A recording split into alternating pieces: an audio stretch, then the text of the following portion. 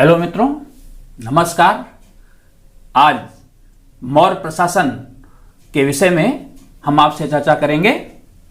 मौर्य साम्राज्य के बारे में हमने विभिन्न भागों में जो अध्ययन किया, आज उस विस्तृत मौर्य साम्राज्य का प्रशासन कैसे चलता था उसके बारे में हम देखते हैं।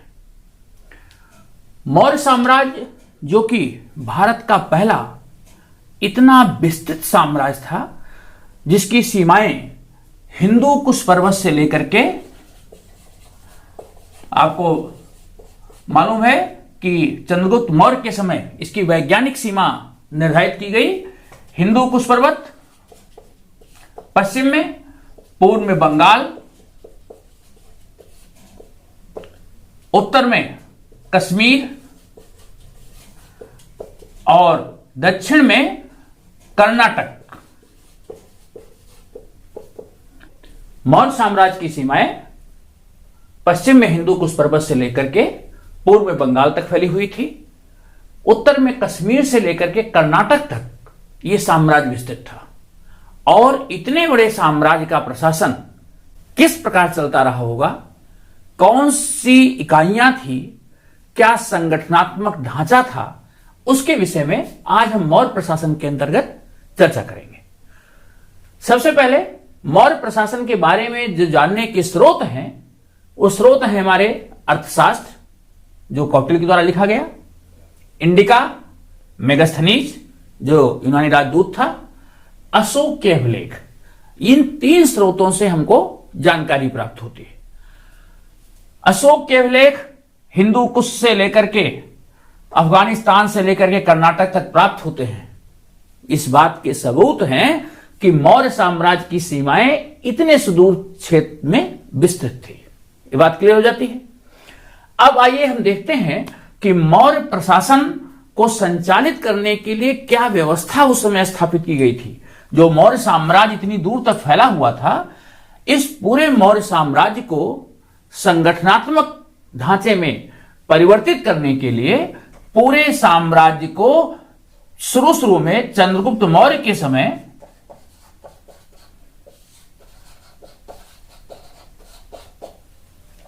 चार राज्यों में बांटा गया था। चंद्रगुप्त मौर्य ने संपूर्ण साम्राज्य को चार राज्यों में विभाजित किया था और इन राज्यों को चक्र कहा जाता था। ध्यान देना। बाद में अशोक के समय जब कलिंग को जीत लिया गया तो राज्यों की संख्या 5 हो गई।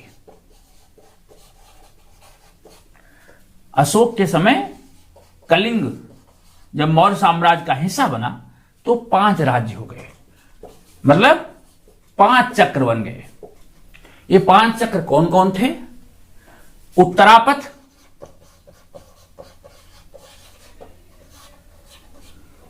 जो गांधार का क्षेत्र है, जिसकी राजधानी थी तक्षशिला। उसके बाद जो आज का मध्य देश है, मध्य प्रदेश का क्षेत्र, अवंती, जिसकी राजधानी थी उज्जैनी। सुदूर दक्षिण में कर्नाटक में जो क्षेत्र था उसको सुवर्णगिरी के नाम से जानते थे। ये दक्षिणापथ है। दक्षिणापथ का केंद्र सुवर्णगिरी था। पाटलिपुत्र स्वयं प्रशासन का केंद्र था। ये 4 पहले केंद्र थे, उत्तरापथ, अवंती, तीसरा दक्षिणापथ, चौथा पाटलिपुत्र। अशोक के समय एक राज्य और जब कलिंग को जीता गया, कलिंग का क्षेत्र जब मौर्य साम्राज्य का हिस्सा बना तो इसका शासन तोसली, शासन का केंद्र तोसली से चलता था। तो ये 5 चक्र थे। पूरा साम्राज्य 5 भागों में बांटा गया। अगर ये कहा जाए कि मौर्य साम्राज्य की जो प्रशासनिक व्यवस्था है, इसको स्थापित करने का, इसको रूप देने का, इसको मूर्त रूप देने का जो वास्तुकार था वो चंद्रगुप्त था तो गलत नहीं होगा। चंद्रगुप्त मौर्य ही वो शासक थे जिन्होंने मौर्य वंश की स्थापना की, और इस मौर्य प्रशासनिक व्यवस्था का जो संगठनात्मक ढांचा था उसका निर्माण चंद्रगुप्त मौर्य ने किया। ये उस शिल्पी थे जिन्होंने पहली बार अखंड भारत की अवधारणा को प्रस्तुत किया और इसको उन्होंने व्यवहारिक रूप भी प्रदान किया। केवल वो सोच नहीं रही, वो अवधारणा व्यवहारिक रूप में स्थापित हुई। चक्रवर्ती सम्राट के रूप में इन्होंने पूरे भारत को अखंड भारत के रूप में राजनीतिक रूप से एक सूत्र में पिरोया, राजनीतिक एकता स्थापित की, और उस राजनीतिक एकता के रूप को, राजनीतिक इकाई को इन राज्यों में विभाजित किया। चंद्रगुप्त मौर्य के आचार्य थे चाणक्य। निसंदेह उनके निर्देशों और ईरानी तथा यूनानी इन तत्वों का भी प्रभाव प्रशासनिक व्यवस्था पर पड़ा। जो मौर्य साम्राज्य की प्रशासनिक व्यवस्था है उसमें ईरानी और यूनानी प्रभाव भी है, किंतु चंद्रगुप्त मौर्य ने इनका मौलिक रूप उनको अक्षरशः कॉपी नहीं किया, उनको उसी रूप में नहीं लागू किया, बल्कि उसका मौलिक रूप चंद्रगुप्त मौर्य ने प्रस्तुत करके प्रशासन को सुव्यवस्थित करने का काम किया। चाणक्य के द्वारा जिस मौर्य प्रशासन की स्थापना की गई, चंद्रगुप्त मौर्य को शासक बना करके, इसका स्वरूप राजतंत्रात्मक था। मौर्य प्रशासन राजतंत्रात्मक था, राजा सर्वोच्च था, समस्त शक्तियां राजा के अंदर थी। केंद्रीय शक्तियां, जो केंद्रीय शक्ति थी, राजा सर्वोच्च था। न्यायिक शक्तियां राजा के पास थी, प्रशासनिक शक्तियां राजा के पास थी, वैधानिक शक्ति राजा के पास थी, शासन का केंद्र बिंदु राजा था। कौटिल्य ने जो राज्य के 7 अंग बताए हैं, उन राज्य के 7 अंगों में राजा की स्थिति उन्होंने केंद्रीय या स्थानिक बताई है। केंद्र स्थानिक, कौटिल्य के अर्थशास्त्र में जो राज्य के 7 अंग हैं उसमें बताया गया है कि राजा की स्थिति उन 7 अंगों में केंद्र में होती है, अर्थात मुख्य भूमिका में होती है। राज्य के 7 अंग कौन कौन से हैं ये भी देख लीजिए, जो कौटिल्य ने बताया है। राजा, राजा के बाद अमात्य, जनपद, दुर्ग, कोष, बल, बल का मतलब सैन्य बल, और मित्र। अर्थशास्त्र में जो राज्य के 7 अंग बताए हैं कौटिल्य ने, उसमें राजा, अमात्य, जनपद, दुर्ग, कोष, बल, जिसे का अर्थ सैन्य बल से है, और मित्र, ये 7 राज्य के अंग हैं। और इन 7 अंगों में से राजा की स्थिति केंद्र स्थानिक या कूट स्थानीय होती थी। राजा इन सब के सहयोग से राज्य का नियंत्रण करता था, और राजा के प्रशासन संचालन में जो लोग राजा का साथ देते थे, जो राजा का हाथ बटाते थे, उसमें सबसे पहले आते थे अमात्य, दूसरे मंत्री, और तीसरी परिषद थी मंत्री परिषद। राजा के प्रशासनिक सहयोग के लिए अमात्य, अमात्य सर्वश्रेष्ठ मंत्री होते थे। ऐसे प्रमुख मंत्रियों की काउंसिल, प्रमुख मंत्रियों की परिषद, जो राजा को प्रशासनिक कार्यों के निपटाने में सहायता करते थे। दूसरे मंत्री, इसमें भी कुछ प्रमुख मंत्रियों की समिति होती थी। इसके लिए एक शब्द का प्रयोग किया गया है, परिसह मंत्रणा। परिसह मंत्रणा मतलब ऐसे मंत्री जो राजा को अति आवश्यक कार्यों में सलाह देते थे। जैसे इसमें आते थे युवराज, प्रधानमंत्री, सेनापति और सन्निधाता। मंत्रिपरिषद का जो ये हिस्सा था जिसमें प्रमुख मंत्री थे, उसमें एक सन्निधाता है। सन्निधाता कोषागार का मालिक होता था, युवराज उत्तराधिकारी होता था, प्रधानमंत्री राजा का मुख्य सहयोगी, पुरोहित का भी काम उसको दिया जाता था। चंद्रगुप्त मौर्य के समय में प्रधानमंत्री और पुरोहित दोनों का काम इसके पास था। जो चाणक्य था उसको एक कार्य दिया गया था। ओके, तो ये दूसरी प्रमुख काउंसिल थी। तीसरी काउंसिल थी मंत्रिपरिषद। ऐसे मंत्रियों की परिषद जो प्रशासनिक कार्यों के निपटाने में राजा का सहयोग करती थी।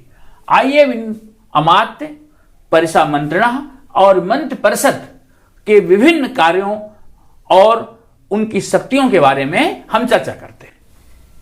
अब आइए हम चर्चा करते हैं अमात्य, परिसह मंत्रणा और मंत्रिपरिषद के क्या कार्य थे।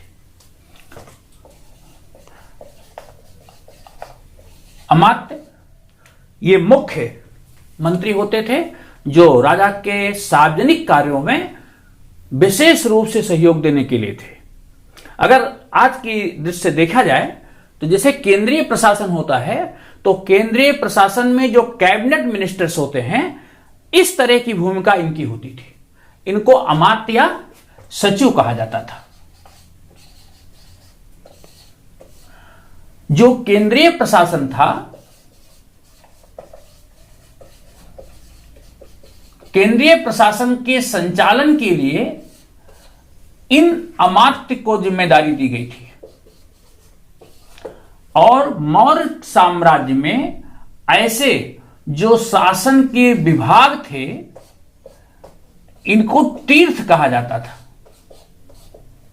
शासन के विभागों को तीर्थ कहते थे। अर्थशास्त्र में 18 विभागों का उल्लेख है। तो 18 विभाग का, हर विभाग का एक प्रभारी होता था।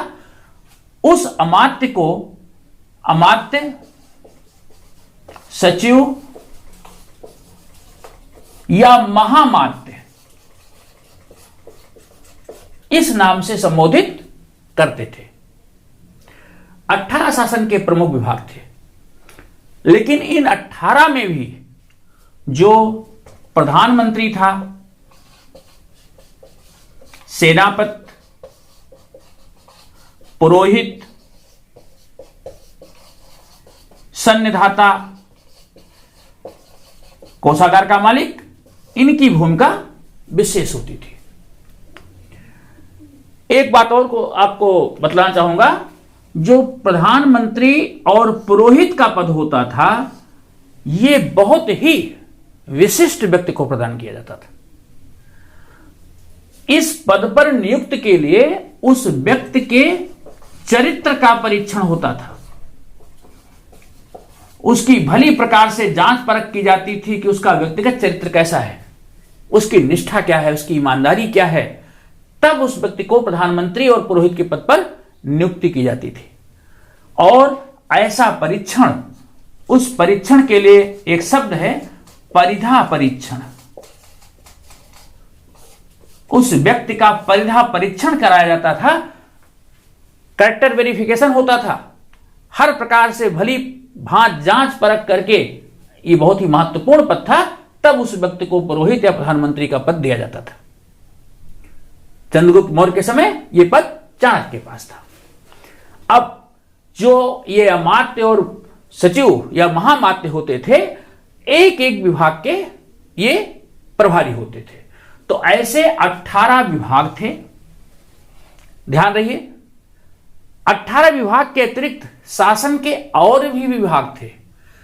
उनके प्रभारियों को अमात्य नहीं, बल्कि उनको अध्यक्ष कहा गया है। एक प्रकार से सब ऐसे समझ सकते हैं जैसे आज हमारे मंत्रिमंडल में कैबिनेट मंत्री होते हैं, उसके बाद राज्य मंत्री होते हैं, तो अध्यक्ष राज्य मंत्री की तरह थे। अर्थशास्त्र में ऐसे 26 विभागाध्यक्षों का वर्णन मिलता है। 18 मुख्य विभाग थे, 26 अतिरिक्त विभाग थे। उनके विभाग के अध्यक्षों को अध्यक्ष कहा जाता था, प्रभारियों को अध्यक्ष कहते थे। ओके, इस प्रकार प्रशासन का संचालन होता था। जो केंद्रीय प्रशासन का संचालन होता था, जो 18 मुख्य विभाग थे, उसमें कौन कौन से मंत्री आते थे?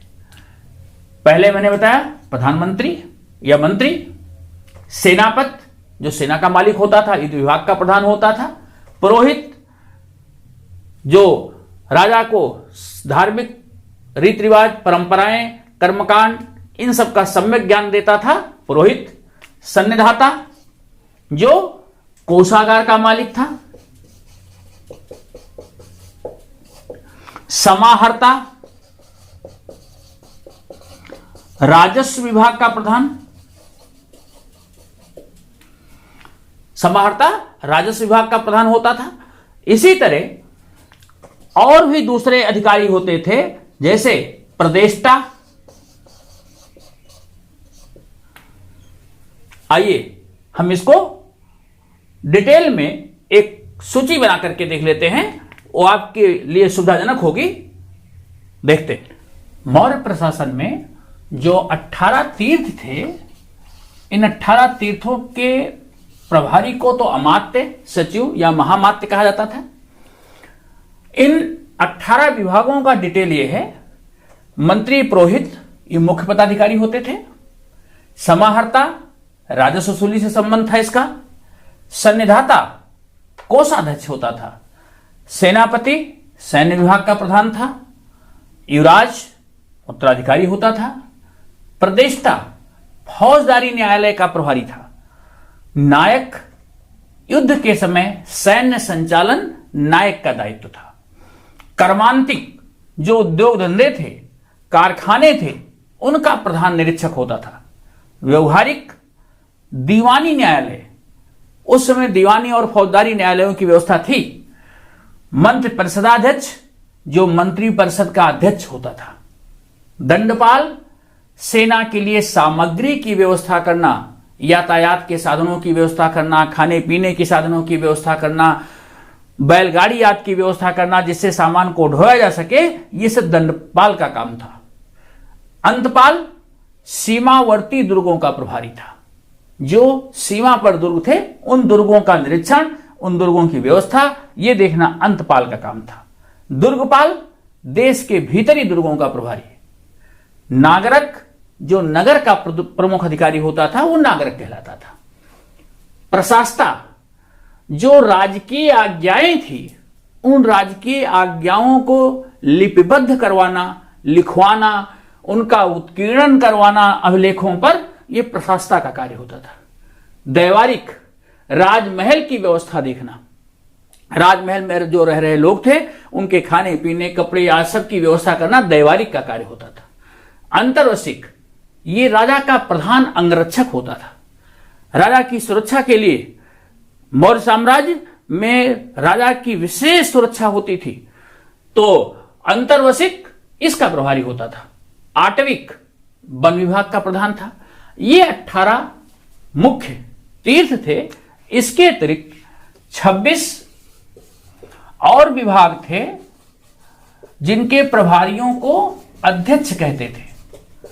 अलग अलग विभाग, जैसे मुद्रा विभाग, टकसाल, जहां मुद्रा निर्मित की जाती थी। लक्षणाध्यक्ष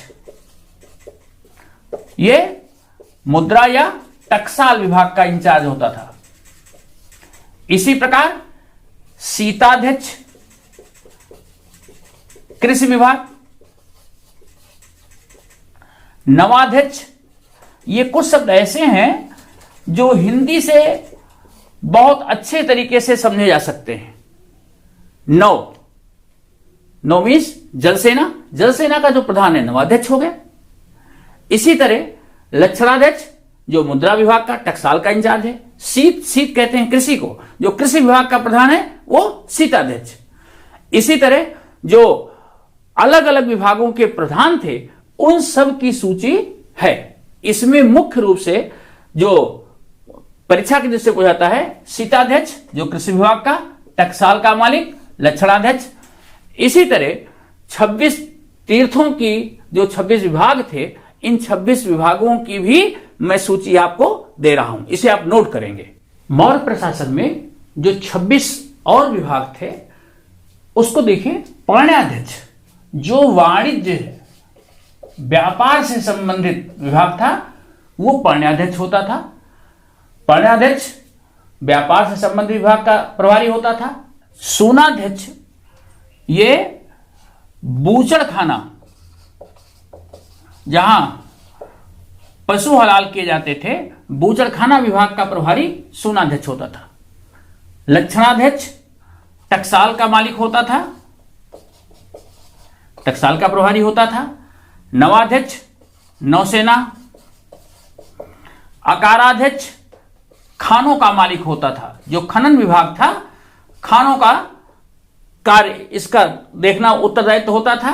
शुल्काध्यक्ष जो राज्य में लोगों के ऊपर दंड आज लगता था, जो शुल्क वसूल किया जाता था, शुल्काध्यक्ष वो कार्य देखता था। विविताध्यक्ष ये चरागाह का प्रभारी होता था। संस्थाध्यक्ष ये व्यापारिक मार्ग जो होते थे, व्यापारिक मार्गों की व्यवस्था का दायित्व संस्थाध्यक्ष का होता था। देवताध्यक्ष धार्मिक कार्य। ये देखिए कि प्रत्येक विभाग, जैसे आज की प्रशासन व्यवस्था को संचालित करने के लिए प्रत्येक विभाग बनाए गए हैं, लगभग उसी प्रकार के विभागों की स्थापना मौर्य काल में थी। इतना वैज्ञानिक, इतना संगठित प्रशासन था। मुद्राध्यक्ष पासपोर्ट विभाग का प्रधान था। जो पासपोर्ट विभाग है, विदेशी लोग आते जाते थे, उनके व्यवस्था, उनका रिकॉर्ड्स रखना मुद्राध्यक्ष का काम होता था। पोतवाध्यक्ष का काम होता था जो माप तौल के बांट हैं इनका निरीक्षण करना, माप तौल की व्यवस्था करना। पत्तनाध्यक्ष जो व्यापारिक मार्ग जल परिवहन के द्वारा होता था, नौ परिवहन से होने वाला व्यापारिक जो आदान प्रदान होता था, वहां शुल्क वसूल करना पत्तन पर पत्तनाध्यक्ष का काम होता था। लोहाध्यक्ष लौह खनन जो होता था, लौह कर्मी जो होते थे उनके ऊपर उसका निरीक्षण करना, लोहे से संबंधित जो उत्पादन होता था लोहाध्यक्ष का काम होता था। शीताध्यक्ष ये महत्वपूर्ण विभाग है, याद रखिएगा, कृषि विभाग। गणिकाध्यक्ष वेश्याओं के ऊपर भी कर की व्यवस्था थी उस समय, तो गणिकाध्यक्ष वेश्याओं के ऊपर अधिकारी होता था। सुवर्णाध्यक्ष सोने से संबंधित जो वस्तुएं बनाई जाती थी, स्वर्ण का उत्खनन होता था, उसकी व्यवस्था देखना सुवर्णाध्यक्ष का काम होता था। महामात्र पर्षद ये महत्वपूर्ण है। महामात्र पर्षद ये गुप्तचर विभाग का प्रधान होता था। दूसरे राज्यों को सूचना भेजना महामात्र पर्षद का कार्य था, और इसके लिए वो जासूस रखता था। उन जासूसों को गूढ़ पुरुष कहते थे। यह प्रश्न पूछा जाता है कि मौर्य साम्राज्य में जासूस को क्या कहते थे? गूढ़ पुरुष। गौध्यक्ष गौशालाओं का प्रभारी होता था। कोष्ठगाराध्यक्ष जो अन्नागार था, अन्न भंडारण होता था, उसको कोष्ठगाराध्यक्ष कहते थे। इसी प्रकार सूत्राध्यक्ष जनसंपर्क का प्रधान अधिकारी होता था। तो ये शासन के और भी महत्वपूर्ण विभाग थे जिनके के प्रभारियों को अध्यक्ष कहा जाता था, और ये लोग अपने अपने कार्य को करते थे। कुछ और भी अधिकारी हैं। युक्त केंद्रीय प्रशासन में आने वाले जो महामात्य होते थे या जो ये अध्यक्ष हैं, इनके अधीन काम करते थे। युक्त वो अधिकारी होते थे जो केंद्रीय प्रशासन में आने वाले महामात्य और अध्यक्षों के अधीन कार्य करते थे। इस प्रकार राज्य का संचालन होता था। राज्य में व्यापार से आने वाला कर राज्य की आय का साधन था। दूसरा, इन प्रकार के जो अधिकारी होते थे, खानों पर कर था, वेश्याओं पर कर था, इस प्रकार के भी कर वसूल किए जाते थे।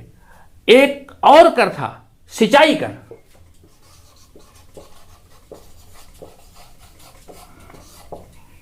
सिंचाई कर की व्यवस्था भी मौर्य काल में थी। ऐसे क्षेत्र जो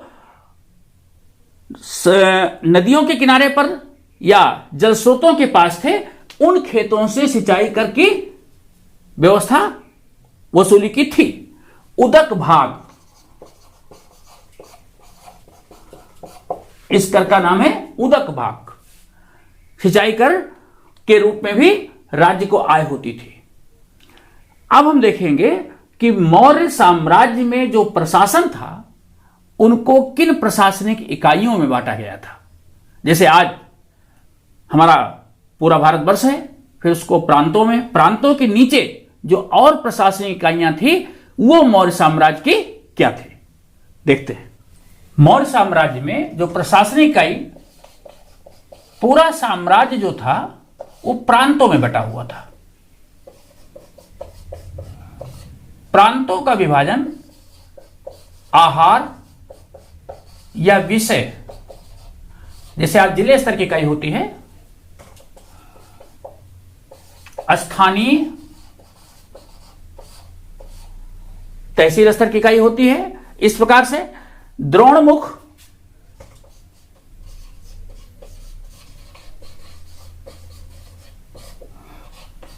खारवटिक,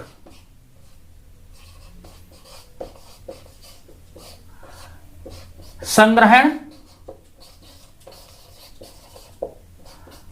ग्राम। ग्राम शासन की सबसे छोटी यूनिट, अंतिम इकाई थी। प्रशासन की अंतिम इकाई। प्रांत, जैसे आज राज्य होते हैं। आहार या विषय, ये जिले स्तर की इकाई, इसे आप कह सकते हैं। स्थानीय, जैसे तहसील स्तर की इकाई होती है। उस समय 800 गांवों के ऊपर स्थानीय इकाई होती थी, इसको स्थानीय कहते थे। द्रोणमुख 400 ग्राम इसमें होते थे। खारवटिक 200 ग्राम पर बनाई गई इकाई थी। संग्रहण 100 गांवों के ऊपर, संग्रहण में 100 ग्राम आते थे। ये प्रशासन की छोटे विभाजन थे और इनका संचालन, प्रांतों का संचालन कुमार, जो प्रायः युवराज होते थे, वो करते थे।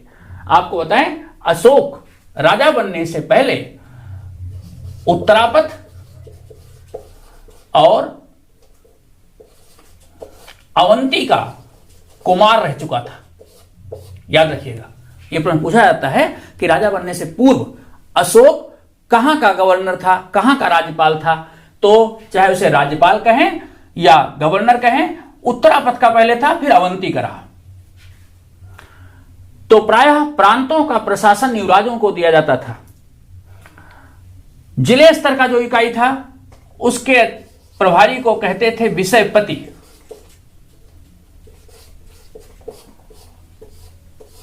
जिले स्तर का प्रशासन, आहार का प्रशासन या विषय का प्रशासन विषयपति करता था।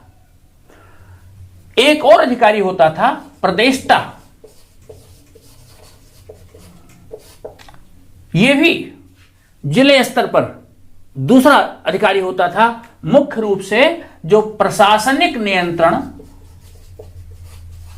इसके पास होता था, सैन्य नियंत्रण विषयपति के पास होता था। स्थानीय, इसके अंतर्गत 800 ग्राम होते थे। द्रोणमुख के अंदर 400 ग्राम होते थे। खारवटिक होते थे। ये इस प्रकार प्रशासन की सब यूनिट थी। और इन सारी प्रशासनिक इकाइयों को चलाने के लिए राजुक, ये कर वसूली से संबंधित, गांवों में कर वसूली से संबंधित अधिकारी था। ग्राम स्तर पर, ग्रामीण क्षेत्र में कर वसूली से संबंधित अधिकारी राजुक होता था। यदि कहीं विवाद की स्थिति आए तो मैंने बताया था दो प्रकार के न्यायालय थे, दीवानी और फौजदारी। फौजदारी न्यायालय और दूसरी दीवानी न्यायालय। आज की फौजदारी और दीवानी न्यायालय से थोड़ा सा भिन्नता थी, इसको देखिएगा बारीकी से। दीवानी न्यायालय जमीन जायदाद धन से संबंधित मामले होते थे। मौर्य काल में जो चोरी हत्या डकैती के मामले थे वो भी दीवानी में आते थे, आज नहीं आते। मौर्य काल में चोरी हत्या डकैती के मामले भी दीवानी न्यायालय में आते थे। फौजदारी न्यायालय में क्या आते थे? फौजदारी न्यायालय में नागरिक और राज्य के बीच होने वाले विवाद,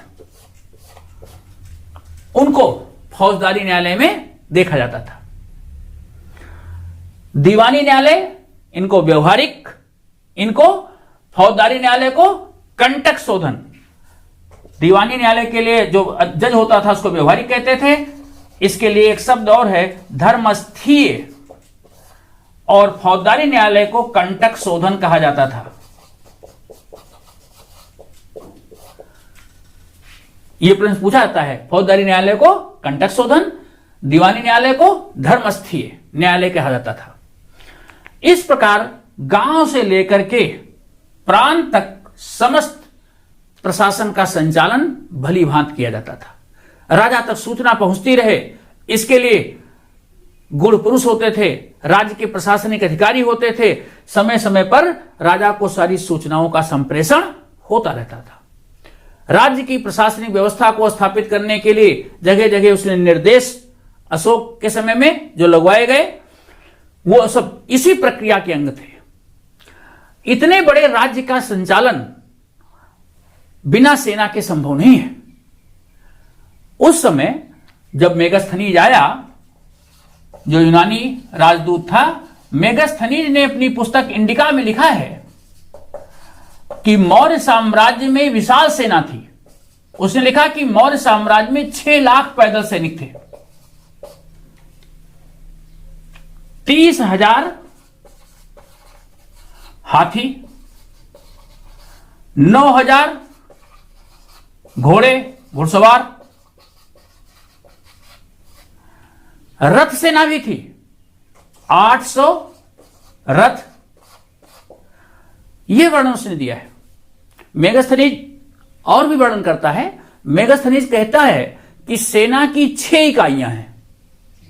सेना 6 भागों में विभक्त है।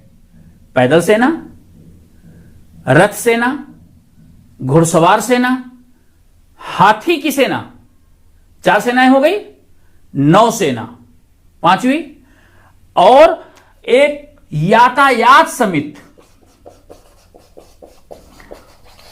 जो सैनिकों के लिए यातायात की व्यवस्था करता था, नदियों पर पुल की व्यवस्था करना, मार्गों की व्यवस्था करना। तो इस प्रकार सेना की 6 इकाइयां थी। फिर से एक बार देख लीजिए, पैदल सेना, रथ सेना, हाथियों की सेना, अश्वारोही सेना और यातायात समिति, ये 6 अंग सेना को सशक्त करते थे। प्लिनी जो दूसरा यूनानी लेखक आया है, उसने हाथियों की संख्या 50,000 बताई है। ये ध्यान रखना, प्लिनी ने 50,000 बताई है और मेगस्थनीज ने 30,000 बताई है।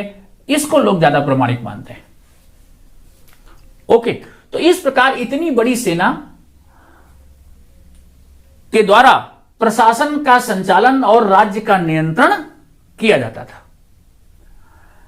मौर्य प्रशासन को सुव्यवस्थित करने में ये सारे अमात्य, जो महामात्य, अलग अलग विभागों के अध्यक्ष, सेना, ये सारे लोग मिलकर के एक यूनिट के रूप में काम करते थे। और यही कारण था कि मौर्य साम्राज्य इतनी व्यवस्थित तरीके से उसका संचालन हुआ।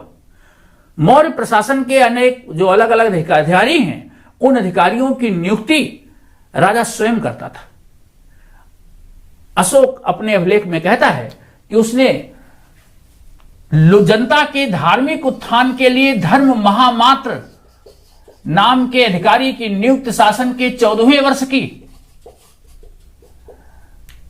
इससे स्पष्ट है कि राज्य के जो प्रशासनिक अधिकारी थे उनकी नियुक्ति राजा स्वयं करता था।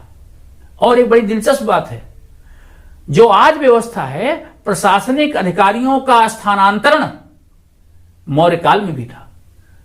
अर्थशास्त्र में उल्लेख मिलता है, उसमें लिखित रूप में वर्णन है कि जो अवंती और पाटलिपुत्र के जो राजकीय अधिकारी हैं इनके आपस में स्थानांतरण की व्यवस्था है। अर्थशास्त्र प्रशासन के विषय पर बहुत विस्तार से जानकारी देता है। अर्थशास्त्र में 4000 श्लोक हैं और इन 4000 श्लोकों को 15 अभिकरण और 180 प्रकरणों में बांटा गया है। ध्यान दें, इसका नाम जरूर अर्थशास्त्र है, लेकिन यह पुस्तक राजनीति शास्त्र पर है, मौर्य प्रशासन पर है। इन 15 अभिकरणों और 180 प्रकरणों में मौर्य प्रशासन का संपूर्ण विवरण हमें प्राप्त होता है। इस तरह से मौर्य प्रशासन का संचालन किया जाता था। आपको ये तथ्य पसंद आए हों, निश्चित ही हमारे वीडियो को आप लाइक और सब्सक्राइब करेंगे, अपने साथियों को भी शेयर करेंगे। यदि आपकी कोई जिज्ञासा है तो आपके प्रश्न आमंत्रित हैं टेलीग्राम चैनल पर, स्नैपचैट पर भी मैं हूं, आप हमसे प्रश्न पूछ सकते हैं। Thank you.